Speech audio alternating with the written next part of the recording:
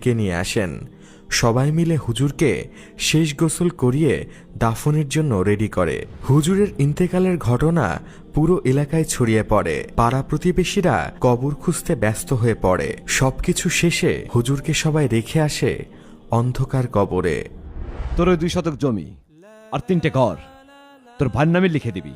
এই ঘর আর এই জমি কঠোর পরিশ্রম করে বানিয়েছি। এটাই আমার শেষ কথা। স্যার, সাত্তার নামের একটা লোক আপনার সাথে দেখা করতে এসেছে। ওকে আসতে দাও। আসসালামু আলাইকুম। ওয়ালাইকুম আসসালাম। স্যার, আপনার একটা আমানত আমার কাছে রয়ে গেছে। আমানত? কিসের আমানত? স্যার, এই আংটিটা। এই আংটির মালিক কোথায়? স্যার, ইনি তো মারা গেছে। কি? আমাকে তার কাছে নিয়ে চলুন। হুজুরের মৃত্যুর কথা শুনে শামীম সাহেব নিজেকে আর ধরে রাখতে পারলেন না। সাত্তার সাহেবের সাথে শামীম সাহেব হুজুরের কবরের কাছে যায়। এই যে তার কবর।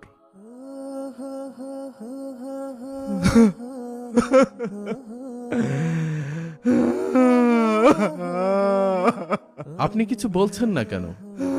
হুজুর কিছু বলল না, আপনিও কিছু বলছেন না। আসলে আপনাদের সম্পর্কটা কি? হয়েছিল আমার একমাত্র ছেলে। স্যার, এই দিন মজুর আপনার ছেলে ছিল?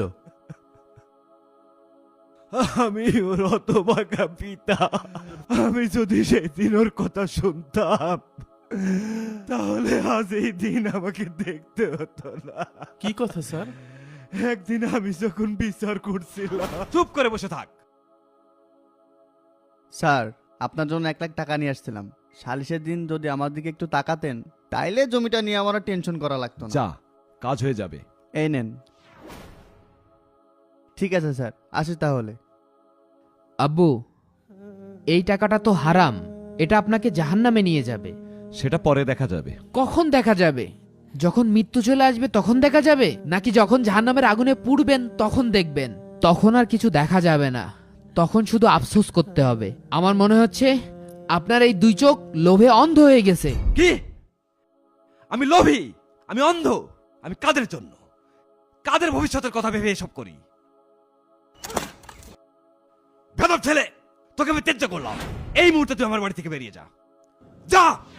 আমার সন্তান হীরার টুকরা ছিল, আমি ওকে চিনতে পারিনি। চলেন স্যার, এখানে কেঁদে আর কি লাভ? ঘুষ আদান প্রদানের কারণে সমাজ মারাত্মক ঝুঁকিপূর্ণ ও ধ্বংসাত্মক রোগে আক্রান্ত হয়। কেননা সমাজে ঘুষের প্রচলন মানুষের নীতি নৈতিকতার